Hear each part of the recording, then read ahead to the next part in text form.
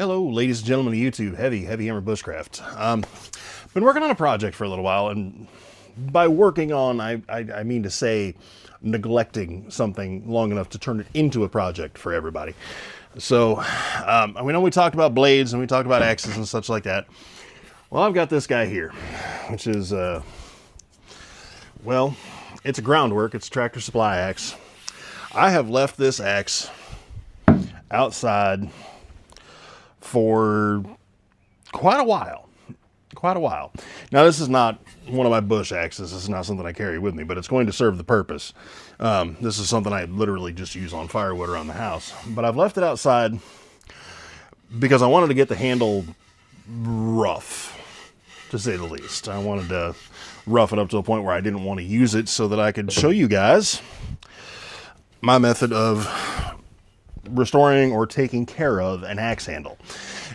A lot of people would just replace them. I've seen people replace these things for next to nothing wrong with them. However, that's not what we're doing. We've got three things that we need here. We've got some 320. I wouldn't go any coarser than this, and I really don't like going any finer than this for sandpaper to fix these. But 320's got a nice bite to it. It'll take the real rough stuff off and still leave a fairly smooth finish. So we're going to dig a sheet of this out because we're going to need it. And then we've got some 000 or 000 steel wool just to give it a smoothing once we're done. Boiled linseed oil, brand doesn't matter. It's as close as we can get to the medieval stuff without making it ourselves, which is a real nightmare. And a rag, because, well, you know, I'm not going to dip the whole thing in linseed oil. So, yeah, but we're just going to take care, restore this, clean it up, because I don't know if you can see it or not, but that axe handle is ragged. And this is definitely something you need to know how to do. It's usually something I like to do shortly after I get a new axe. I don't think I have an axe that I have not done this with yet, except for this one. So, yeah. It's not like a real painful process. I mean, you just kind of want to take it easy. You're just trying to scuff it off, scuff off the rough stuff. Doesn't matter which end you start at. Doesn't matter where you start on the handle. And you'll be able to tell and see the difference of where you've been and where you haven't. Obviously, watch the pointy bits. But you just sand it down, sand it smooth, get it to the point where you're happy with it. And remember, this isn't a finishing stage, this is a roughing in stage. And don't forget your bevels on your handle and whatnot, because they make more of a difference than you think they do. And nobody wants hot spots while they're swinging an axe. So, probably, I don't know if it's necessarily more or less important on a bushcraft axe versus just a splitting axe. But I generally treat them all about the same. So it's actually been killing me leaving this sitting outside. But it had to be done. So I'm going to take, now that you kind of see what I'm doing here, like I'm just getting it smooth, getting it finished up. I'm going to take and I'm going to sand the whole rest of this down. I'm obviously not too worried about the bit right now. It's still sharp, it still splits, and it's not the best bit in the world anyways. So that being said, we're just going to make do with it. Besides, this is just for splitting some firewood here at the house, and I don't heat primarily with wood, so, I'm going to sand.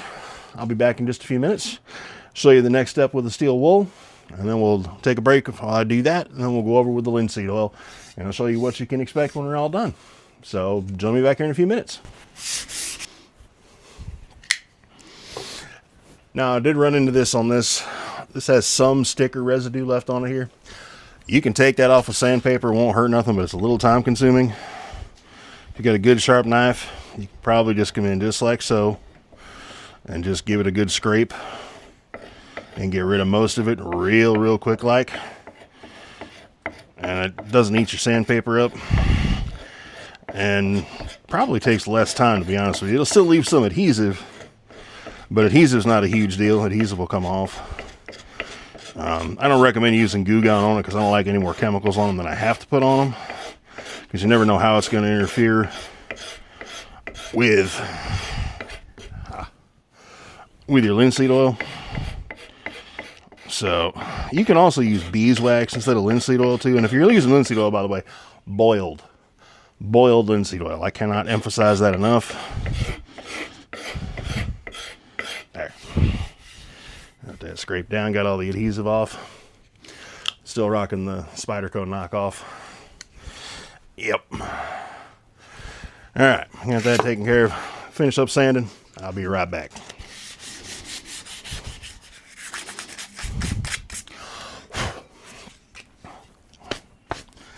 Alright. Got most of the rough stuff knocked off. Now you can see this is not a real quality axe. I don't know how well you can see it on camera, but for those of you just getting started, if you've never bought an axe before, people are funny about axes, and I understand why. I am as well. One of the biggest things you hear people talk about, obviously, the American hickory handle. It's got to have American hickory. I agree. American hickory makes a damn good axe handle. But you hear people talk all the time about runoffs in the grain. And if you don't know what that is, you can see the grain here. This is called a runoff. That creates a weak point in the handle where that handle can crack and splinter right there on those runoffs. And on this axe, they come all the way up here. And I believe they start on the backside in here and run up this way. So that creates weak points in your handle. And that can cause, on a hard swing, that can cause your handle to break. So you want to try to watch out for those. Again, this is for some light firewood splitting here at the house, so I wasn't too worried about it when I bought it. And I can always rehandle one. I've done it many times. So, but I think if you were to look at this, I don't know how well it's on camera, that bit is not even necessarily 100% centered. It's close, but not quite. And the hammer side of it is definitely not flat. It slopes off that way like crazy. It's a $25 axe I bought for splitting just a little bit of firewood here at the house. So again, I don't know how many times I can say that, but we got it all sanded down with the 320 though. So now we're going to take our steel wool, which yes, you can use as a fire starter. There's that whole method, but I don't generally carry enough 9-volt batteries with me to do that. So, and this is just mainly, this cleans out the pores of the wood more than it really does anything for finishing. It does smooth it up a little bit, but it's almost more of a polishing effect than it is anything else. I mean, you can see the sawdust, and that's not coming off of it so much as it's coming out of the pores of the wood. It's just kind of opening it up, getting it more ready to accept the linseed oil. And if you've got any real bad rough spots on it, you'll feel them with this. It'll grab and pull and bite. So if you want to work on a spot that you feel now is a good time if you can catch it.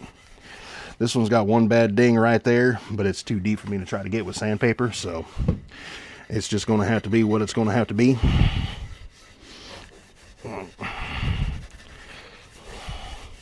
And this is definitely not the longest part of the process. This is probably the quickest you can get with this. I said it's more open up the pores, scuff it off, get rid of a bunch of the sawdust. And you could go over this with some rubbing alcohol if you wanted. It's a really good solvent. Oh man, it's so much better already. Then your linseed oil. It's a little cooler out here today than I would normally do this with. I like it a little bit warmer when I'm doing this stuff because linseed oil tends to work a little better when it's warm. But I also didn't want to put this video off any longer because it's been driving me nuts seeing this axe just sit here being unhappy. Some people, this causes some skin issues. So if you're worried about that, put on some rubber gloves or something before you go handling it. And you cannot put this on and then immediately go to work with it. You can't. It's got to sit and soak and dry, and it will probably take a couple of coats over a couple of days. It's not an instant one and done. Beeswax you can do. Fix and wax if you have any or know how to make it, or if you've watched my videos on it. Fix and wax works really well. I mean, I guess I'm mistaken in that. You could go out and use this right now, but I like to let it sit, soak in the sun where it can get some heat on it, and then come back a day or so later and do a second coat. But you can see how much better that handle looks. And I'm not scared to run my hand down it now like I was. It feels so much better now that it's not looking like it's going to fall apart. But that's how you do it. If you wanted to do the wood burn, like burn the grain on it, do that before you do your linseed oil, and then oil over the grain after it's burnt. I think my saddle axe could use redoing, so I may do that one and burn the handle on it, just to show you how that's done. But that's kind of the long and short of it right there. You know, you just want to work that oil in good, and that handle right there, once you get that oil worked into it, you get a couple of coats on it, as long as it doesn't break on one of those runoffs, that handle right there probably lasts about forever, or at least until I replace it because of the runoffs. But again, I don't plan on carrying this axe with me, because this is definitely just a splitting axe for here at the house. But at least now it looks like it's something decent. There you go. That's it. It's all smoothed up. Looks a whole lot better. And it'll last a whole lot longer now. So that's all there is to it. But I wanted to go over it because we went over knives. And you can do the same with your knife handles too. If you've got a wooden knife handle. My nest mug, most of my condors, I've done that with at some point in time. Probably needs to be redone on every one of them because it's been a while, but won't hurt them a bit to do that. I personally like it a little better than beeswax on knife handles. Beeswax is a little more sensitive to temperature. If it gets real hot, or you're working that knife heavy and your hands are hot, you can get a little bit of extra slip out of it.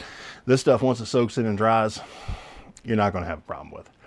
So this is how I learned how to take care of an axe handle from my grandfather 40 years ago. So that was my job as a kid, was every time he bought an axe or an axe handle, I got to do that.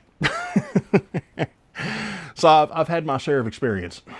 But I think that's all I got for today. I just wanted to touch on the Bushcraft for Beginners series of this and help you guys out, especially because I hear a lot of people ask what the runoffs are in a handle, and I don't see people addressing that. And yeah, it wasn't really worth a Bushcraft talk video, so I figured I might as well just come out and do some hands-on.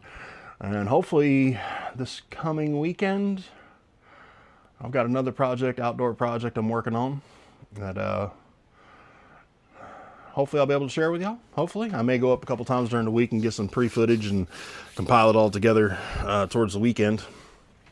But for right now, that's all I've got. Like, comment, subscribe, thumbs up.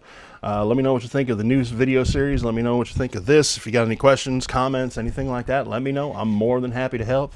And if you'd like to support me, go over to the Etsy store. Links are down in the box where they normally are.